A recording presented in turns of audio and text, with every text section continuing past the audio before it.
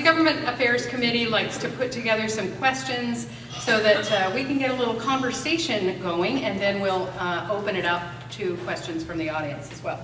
But I'm going to start with the port, and I'm looking for your views, recognizing that this is not necessarily something that has been fully decided by the entire commission. So we certainly recognize that you are one of three, and we're looking for your views. So the recent potential Adage project certainly brought to the fore some at least perceived land use conflict on Johns Prairie. And so our Government Affairs Committee is wondering, what's the port's direction on this? What are your thoughts in terms of what the priorities are, and what does that mean to the current industrial users at the port? Well, first of all, Come on back. the Adage project is over. It's not going to be here. So that's not a matter of discussion anymore at all. I don't know of any perceived, or I don't know what the land use issues problem is. The port is at Sanders, or at Johns Prairie, is zoned as industrial land, and that's what it is, and that's what we plan to do with it. There is no change to that, and we have never said that we were going to change that to anything other than industrial. Okay, great, thanks. So, Lynda,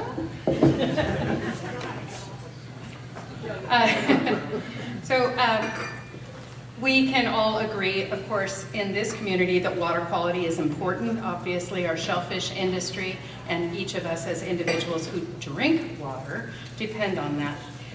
As you know, the Chamber's been watching the Stormwater Task Force proceedings and has weighed in with concerns about potential costs. So we're wondering what alternatives you're looking at to maintain and improve our water quality while keeping costs in line. Water quality is much broader than just a stormwater issue. I guess your focus on this is probably stormwater, but I want to touch on a number of things.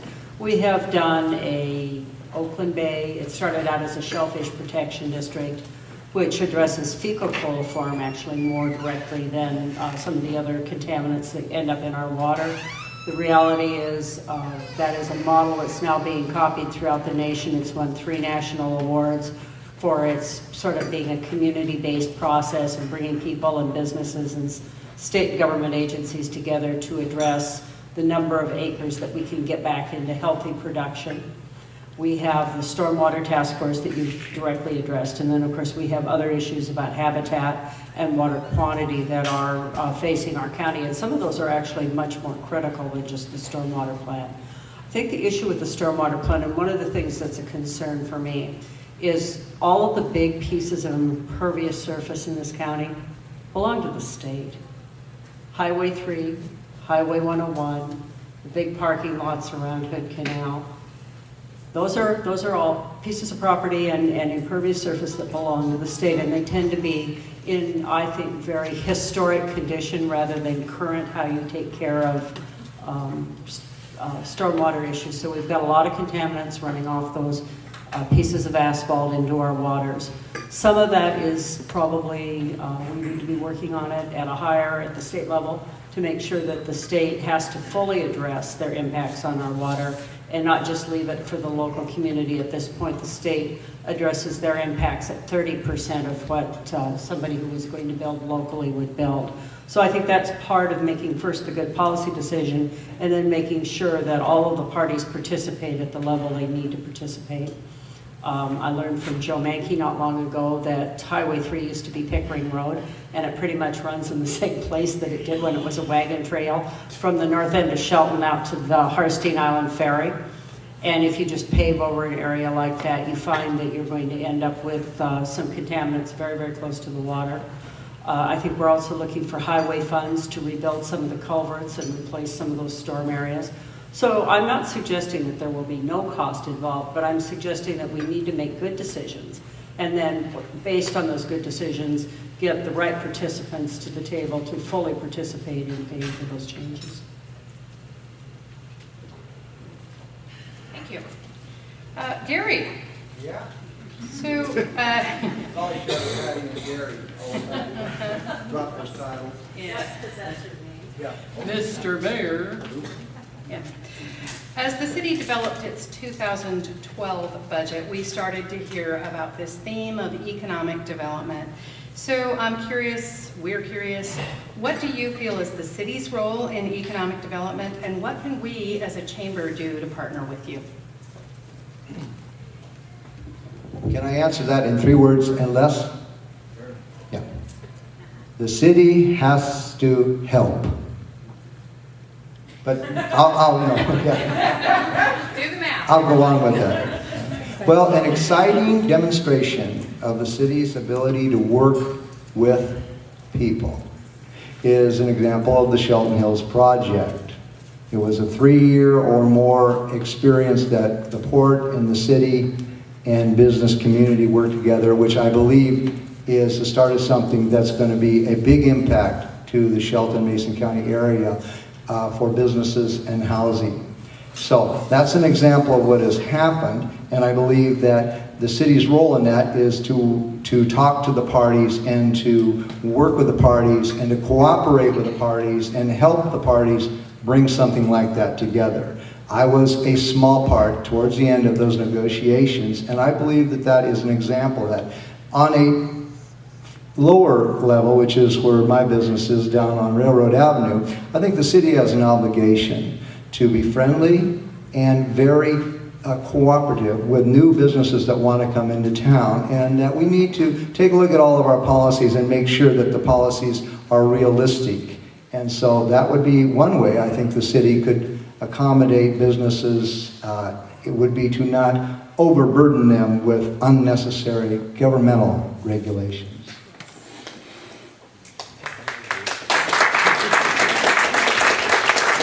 Thanks, Gary. So I'm going to go back to Dick. As we all know, competition is fierce for new businesses, and we're wondering, what's the Port of Shelton doing to encourage businesses to move here? And what do you feel is our niche for commercial and industrial development here in the community? Well, what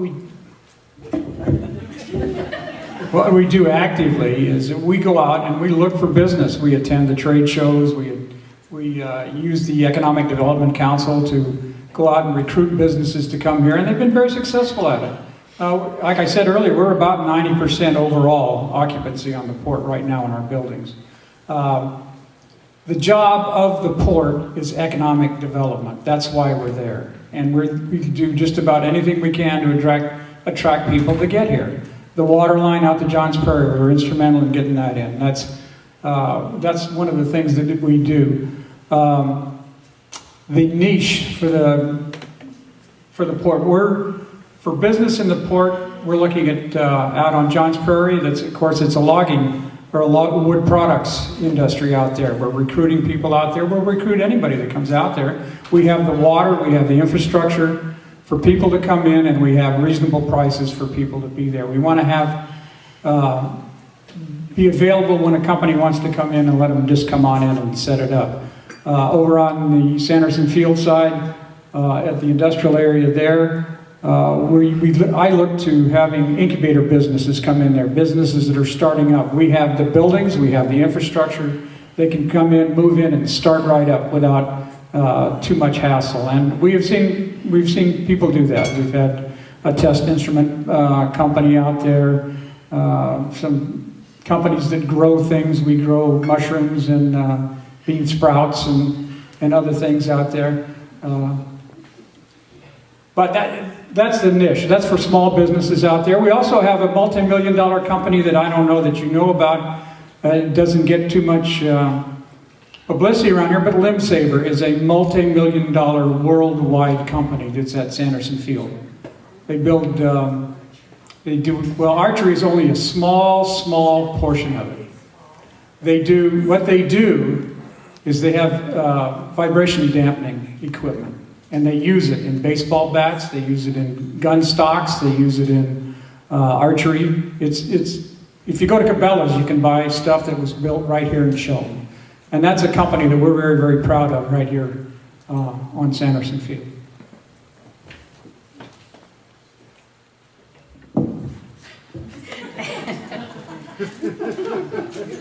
Just only so much. You know, Heidi offered to trade me shoes, and I don't think I could do it. So, Lynda, I know it's no news to any of us that we've been in the economic doldrums here in Mason County for quite some time, and we're just wondering what steps can the county take to encourage economic recovery, and how can we partner with you? There is a theme here around partnership. And I think partnership is a big part of the solution. We're never going to get to where we want to be without new job creation. And most of us know that 70+% of the new jobs come from small businesses. A lot of those we would like to see be jobs that actually started here, and frankly, we have some of that. Want to say a couple thanks. One's thanks to the PUD for getting that water main out on Johns Prairie Road. That's something that this community had needed for a number of years, and it was your initiative that got that going. Thank you very much. The county is a major contributor to the EDC at the level of about $34,000, $35,000 a year. I think that's an important part because we've got Matt Matioshi out talking to companies and trying to initiate conversations with the kinds of businesses, employers that will come into our community and want to make a long-term investment and not just come in and make a quick profit and leave us with a mess. If you call, and I've actually done a little bit of this, call some of the best companies to work for and say, what would, not do you want to come here, but what are the kinds of things you look for if you are going to move to a new area? And you hear some interesting things. One of the things that Matt has told me a number of times is if the owner's wife comes to town and says, I won't live here, you never see him again. Now, sometimes the owner's is a woman and it's the husband, and he wants to know about the fishing and the hunting, and maybe they'll be back. But if it's a woman-owned business, they may come back. If it's the wife that looks around and says, I won't live here, they won't be back. But I had an interesting conversation with CH2M Hill, which is supposedly one of the best employers in the world recently. And I just called up, and they ended up putting me with talking to a government relations person. And I had a really interesting conversation because he said, when we're going to locate someplace, we can afford to build a new building. We might put 35 engineers in. They might start at $150,000 a year because they're going to be top-end engineers. But they want to be able to live in the community, and they want their children to be able to go to school there. So the first thing we will investigate is the quality of the schools. If you have world-class schools, we can overlook some other things, but we will not locate in a place that doesn't have world-class schools. And one of the partners that I wish were at the table here with us tonight is our educators. Because I see the county and the city and the port and all the businesses here, and we're trying to have the right conversation, but we need to have the schools at the table with us too, because if that's what world-class employers are looking for, or if by some chance we start a world-class company, which we do, are they going to leave when they start employing people that are saying, we don't want to live here? So I think a real honest look at our community, both in terms of what it looks like when somebody drives through. And I actually think that, other than a few potholes in the city, I think Mason County is very, very charming. And I know the mayor's working on that. I think we have a lot of really accessible and appropriate land that could be rezoned for development, whether it's with the port or just with the county. But until we really have the honest conversation with ourselves, do we have schools that want to attract businesses and keep businesses once they start to develop here?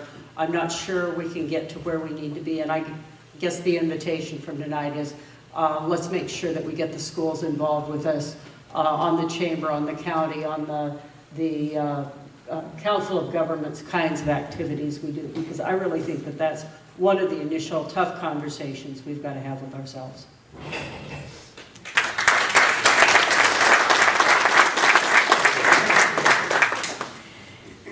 Back to Gary. As you know, we as a Government Affairs Committee, SAVOR Committee, have presented some ideas to improve the business climate, particularly in the downtown area, where so many storefronts are empty.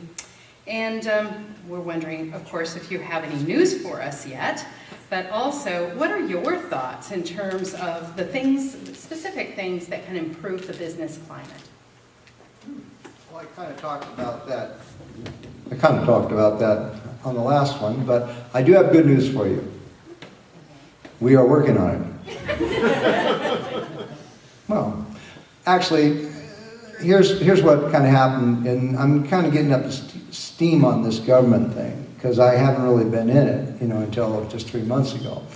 I knew that the Saver group had come to the Pass Commission and had introduced some 5 ideas, and I've been just talking to Heidi, and I said, well, this sounds good to me, simple 5 little ideas, and then the commission, rightly so, said, well, could you go back and kind of rework this a little bit? And then I became part of the new commission, which we have in Shelton, and I was saying, well, hey, we're going to look at those 5 ideas, and we have to kind of look at things, there was a change there, so we had to kind of relook at things a little bit.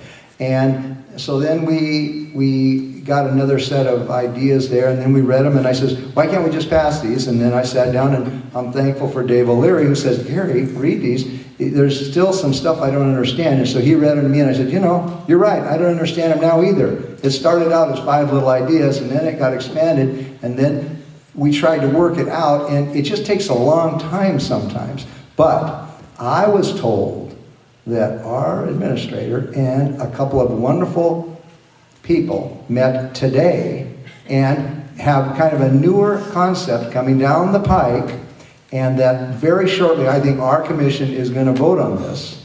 And hopefully we can do something similar to those original 5 ideas. But it does take a long time, but trust me, I was going, hey, when can we vote on those 5 ideas? I like 5 ideas, but government takes a lot longer. So the positive thing is, I think we're going to get it done. One thing government needs to do is we need to try and do these things quicker. And that's not slamming anybody, it's just saying we kind of need to kind of move those things quicker. So I think we're going to do something fairly soon, and we're for you, not against you. What would I do about business? The idea is, part of that idea is on that is to make it maybe a little more easier for new businesses to come into like the downtown area where there might be still some vacant storefronts.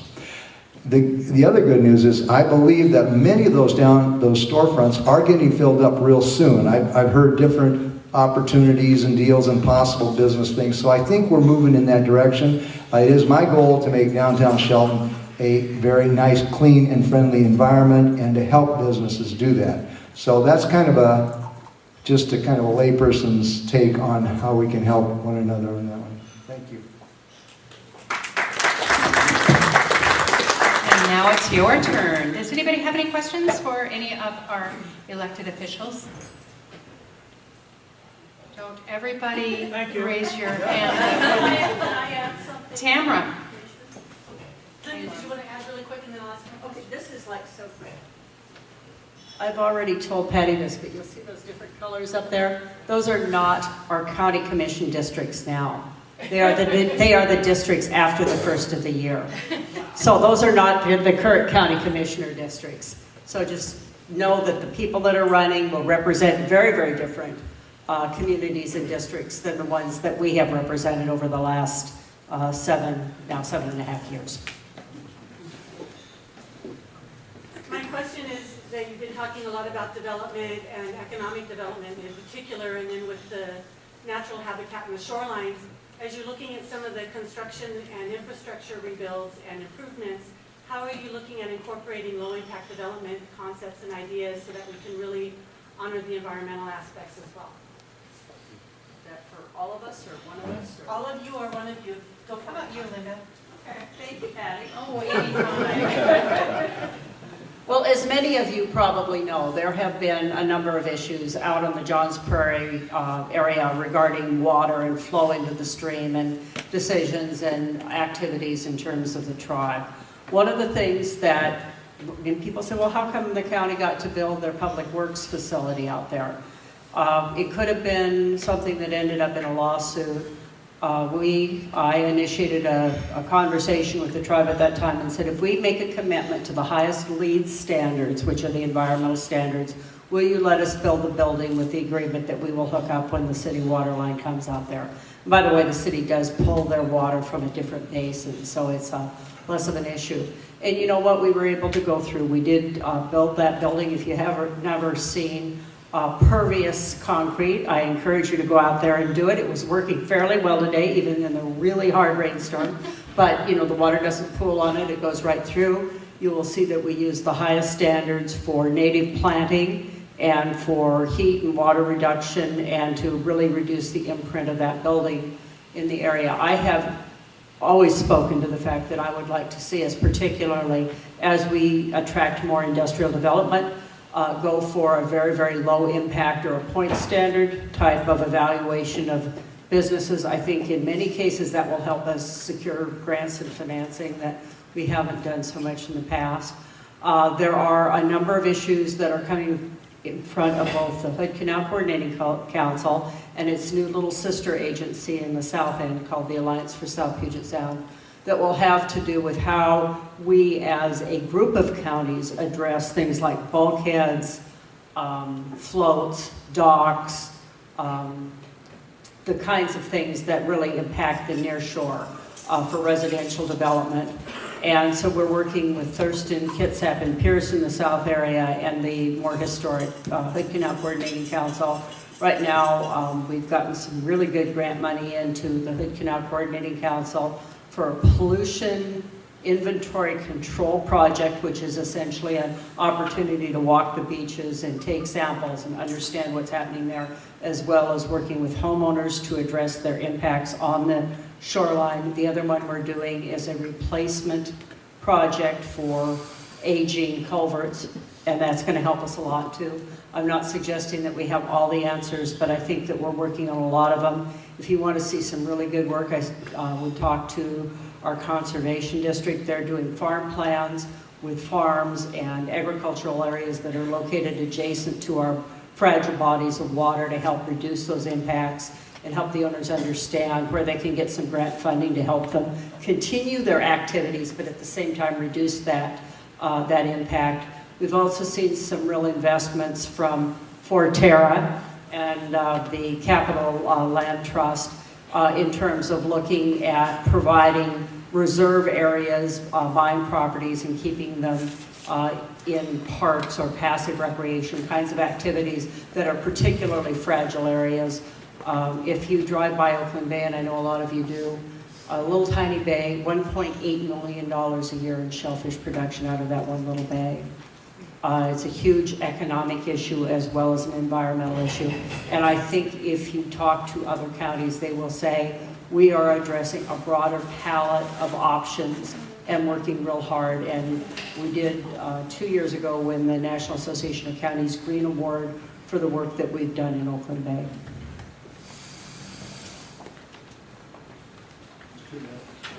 Maybe one. I don't know as much about what you're asking, but I can say a couple of things. The basin projects that the city of Shelton is involved in within a few short years are going to be completed. Sewage and leaks that have been leaking into this area for 50, 60, 70, 80 years are going to be taken care of. I think that's a really good move in that direction, and I didn't have anything to do with that. And I didn't have much to do with the fact that we have a brand new sewage treatment plant that you can drink the water out of the end of the pipe, okay? I mean, so I will tell you, well, Patti, that's doing pretty good. So I would say that Shelton, basically, and it costs us a lot of money to do these things, huge amount of money. But the good news is we have built an infrastructure for the future, and we're ready to pave those streets.